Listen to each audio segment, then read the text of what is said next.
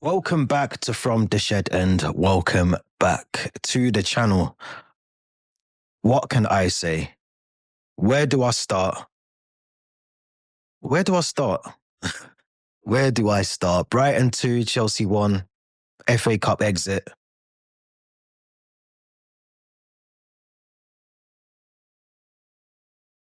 I don't know where to start with this. I don't even know where to start, to be honest.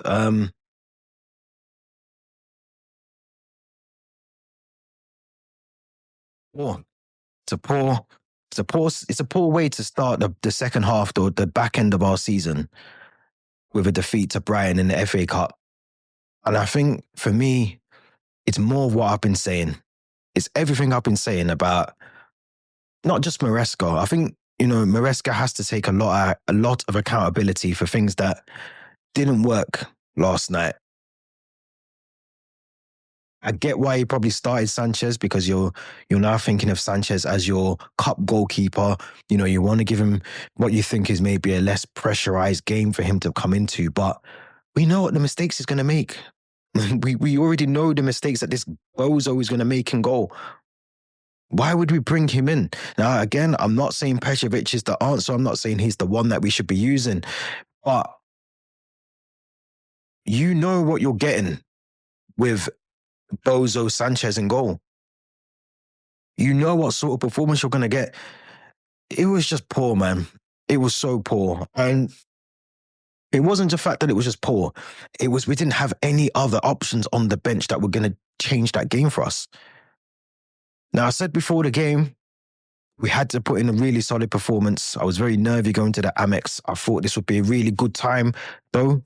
With that being said, I thought it was a really good time to go and play Brighton. The form that they're in, which is a very mixed form, just like we are, I thought we had enough on that pitch. Regardless, me and Theo, we picked the correct squad apart from Sanchez being in goal. We wanted that squad to go out. We wanted Keane and Dewsbury Hall. We thought Tosson and Chalobah would work like it did against Wolves. But we were so slow. The best part of our game, the two best bits, I can sum this up in 20 seconds. The best part was the first 10 minutes of the game. I felt we tried to dominate possession. We tried to create a couple of chances. Now, the goal goes in from a corner. I think, Cole Palmer receives the ball from the corner, whips the ball in. The Brighton goalkeeper even gifted us a goal. I'm not sure how that was even a goal, but he gifts us that goal. That goal was probably one of the most easiest goals that we're ever going to be gifted as a club. When you go 1-0 up, you have to be clinical and you have to strike while the iron's hot.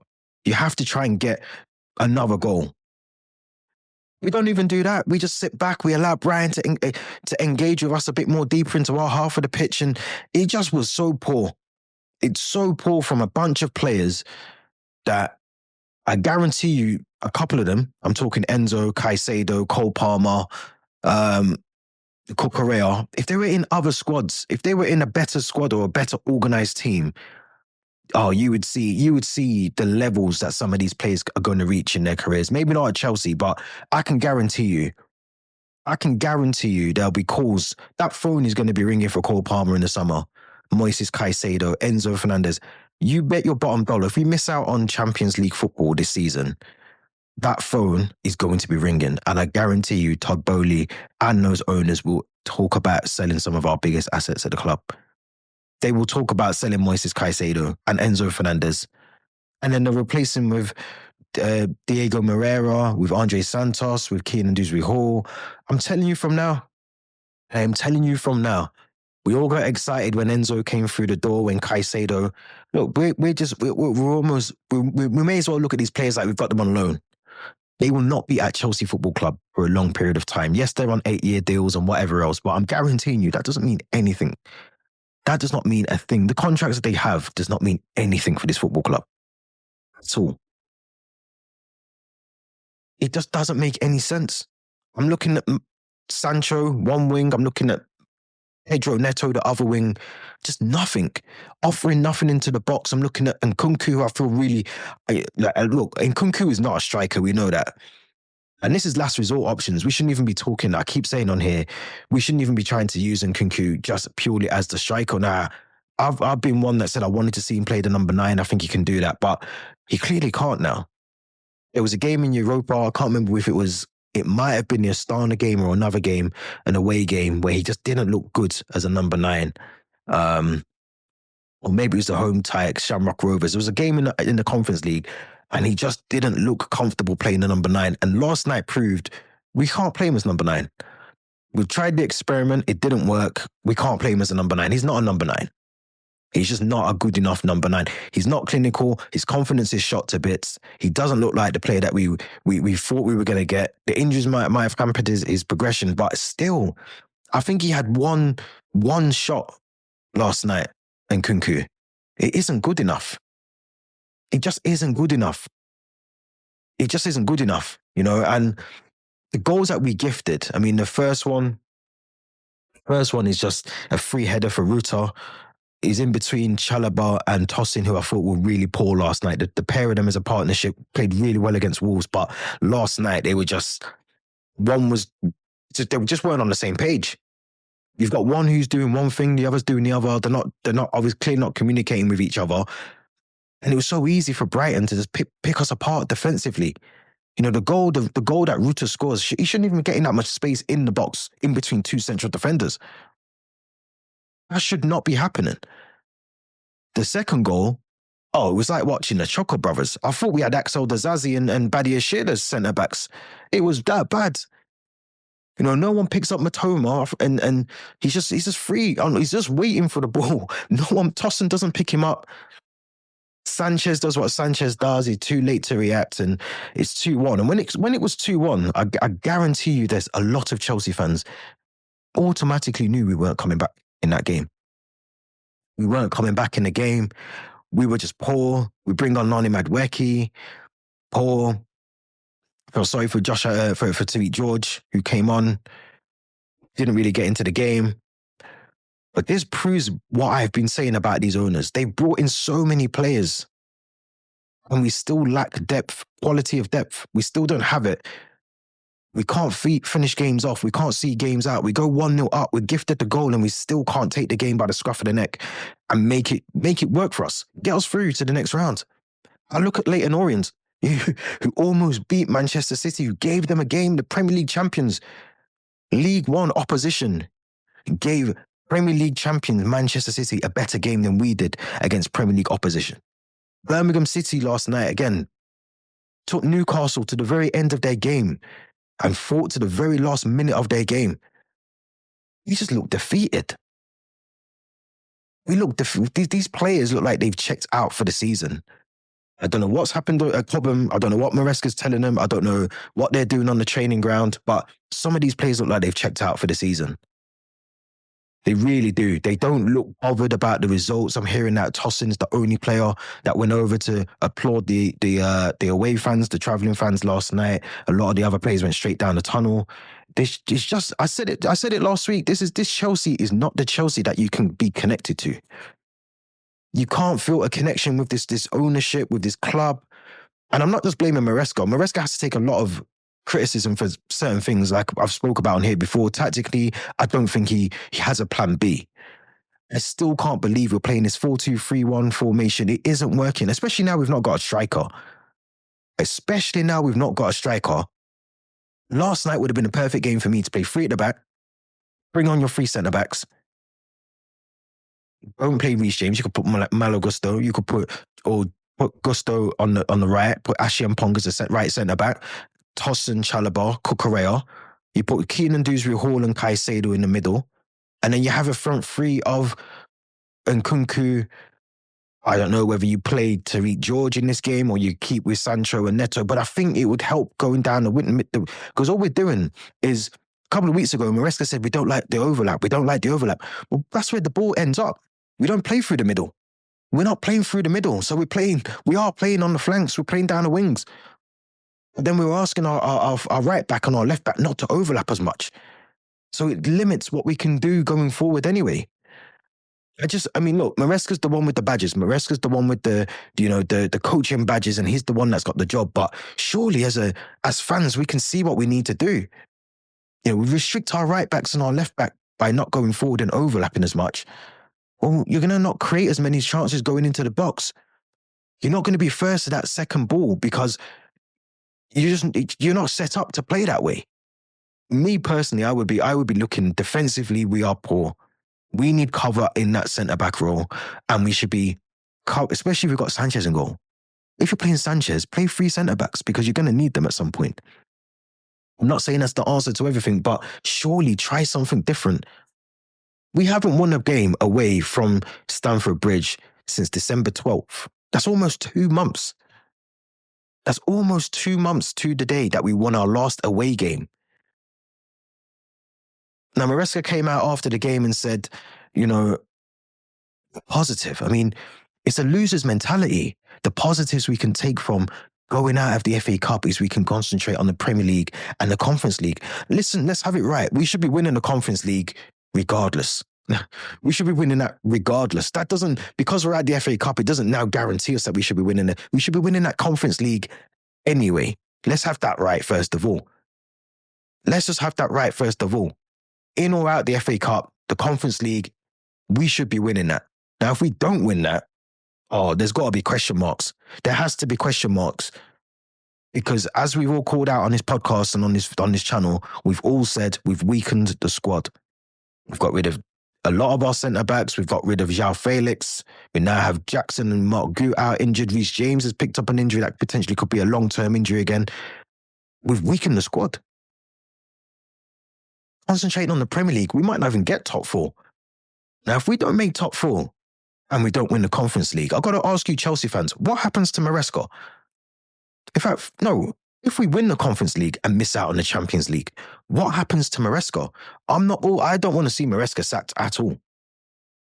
I don't want to see him sacked. I want to see a manager be given the opportunity to build his squad. But if we're signing another group of players and it doesn't work, the manager's got to be in the room. We've got to bin off these sporting directors. They're rubbish. Get rid of the sporting directors. They're not doing anything for the club. We've got to. We can't miss out on Champions League this season. We can't afford to not win that Conference League. We can't. Not just for a financial, but for respect of the club. I don't think some of these players understand they're playing for one of the best clubs in Europe. We're 2 times Champions League winning, World Club winning Chelsea Football Club. And we're playing like we're in League 2. And that's not even a disrespect to League 2 clubs. We're actually playing that bad our football is that poor. And it's embarrassing. It's embarrassing. That's probably one of the worst games I've watched in so long. And it goes back to my point. I don't feel connected to this football club. I don't feel connected. It went 2-1. I was like, yeah, okay, we're losing now. We're losing now. We're not going to win a game. It doesn't even matter what happens. We are not winning this game. But then I looked at Leyton Orient earlier on in the day. I watched some of the Newcastle Birmingham City game, and I'm seeing teams lower in league positions in different leagues to us in the Football League, playing with pride and passion. I'm looking at Newcastle making it to their League Cup final. Another season without a domestic trophy at Chelsea Football Club. I think it's 7 years now since we've picked up a trophy. 7 years. It does make me wonder, what is happening to us in domestic football? What is happening in the League Cup to us, FA Cup? We just can't seem to get things over the line. And it all boils down to what I said about the ownership. This is not just on Maresca. This is on the sporting directors. This is on Todd Boehly and co. As fans are getting sick of these lot now. And fans are waking up to the bullshit that these owners are putting this club through. And maybe we need to get relegated. Maybe we need to miss out on Champions League football. Maybe we need to miss out on the Conference League trophy for people to actually wake up and realise that this football club is being strangled of every pound note it has. And by doing so, we're neglecting so much on the pitch that we're masking over with the likes of Cole Palmer, who, by the way, we need to talk about Cole Palmer on the next podcast, because I'll keep my mouth shut for now, but we need to talk about Cole Palmer on the next podcast. But they're being masked over by Cole Palmer's performances here and there. Enzo Fernandez, Moises Caicedo's performances here and there. Now, some will say we're 4th in the league. Great, yeah. Why are we panicking? But we know that that's not going to be our final position where we end up. It may not be. We could drop out the top four very easily again. We know that there's teams below us that are creeping into that top four. It's not a banker we're getting top four. That's all I'm saying. That's all I'm saying. But the owners need to seriously, fans are not going to put up with this anymore. Fans will not put up with this mediocre, sub-low, poor-performing football that Chelsea are displaying at the moment. They won't put up with it. Now, someone did ask me, before we wrap up, someone did ask me off the back of my video last week about the owners needing to either sell up and get out of the club. Now, there is technicalities that mean that the owners can potentially sell this club on. It's going to be very difficult if they did, but I'm going to read you something that I've got here that might help some of you understand a little bit more about how and why the club can be sold. So it says here that Chelsea is currently owned by a consortium, which is led by Todd Boehly and Clearlake Capital.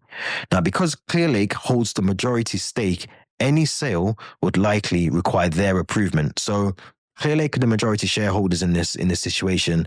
If Todd Boehly was to take his stake and his money out of the club, that would need to be approved by Clearlake. That's very simple. We can all understand that part. So the bit that is very technical and very difficult, which I think will probably delay or stop any sort of sale or movement of owners at the club, is basically when Chelsea was sold in 2022, the UK government imposed conditions due to the sanctions of Roman Abramovich. Reports suggest that any sale profits within that set time frame might need government approval. Now that, I think, will be the technical stumbling block for any sort of sale, any sort of moving of owners out of this club, because we already know that the government still have Roman Abramovich's initial sale money sat in UK government banks somewhere. So I don't think they'd allow, until they resolve that and they move that money over to, help the aid of the war with Ukraine and Russia, I don't see them letting any sort of sale go through. So that's the technicality I think will stop any sort of sale at the moment, which some Chelsea fans actually do still now want the owners to sell up and get out. Financial considerations. So Chelsea spent heavily under Clearlake and Todd Boehly, including long-term contracts and high transfer fees. A sale could be complicated by ongoing financial commitments and compliance with FFP rules. Now, I don't think that's too big of a deal because you still, regardless, would need to comply anyway. But I think point two for me is the big one. I don't think that anything can happen because of point two and the funding approval needed by the government. Now, the last point they've got on here, potential buyers. If the owners wanted to sell, interested parties would need to meet the Premier League's owners and directors tests. We know how bullshit that is, seeing as Todd Boehly still is a board of director on Vivid Seats. But given Chelsea's valuation, likely over $3 billion, only a select group of investors could afford it. Now, there is obviously talk about Saudi ownerships wanting to get into the Premier League again. I'm all for that. I want to see owners that are passionate about the club. I want to see owners that are passionate about the football club, not owners that think they can make a quick buck and fuck off back to America. I want to see owners that care about the players, about the club, about the fans. I want to see something, a unity, a family, a togetherness at the club again. Not just bringing in stars that think they can go on Instagram with Central C and all these dickheads that we're constantly seeing at Chelsea Football Club. I want to see the club back where it belongs, at the top, scoring goals, scoring amazing goals, memorable goals that we can watch back in years to come.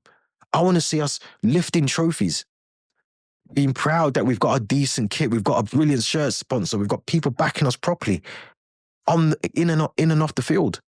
I want us to be able to rejuvenate Stamford Bridge properly and actually make sure that the fans that want to go get to go. We're not going to get that under this ownership. So if it is that this ownership needs to sell, I'm all here for it. I'm here for it. And I believe fans will protest very soon. I know there's others on the podcast that might not agree with that, but there is definitely going to be protests very soon because this is the best club in London.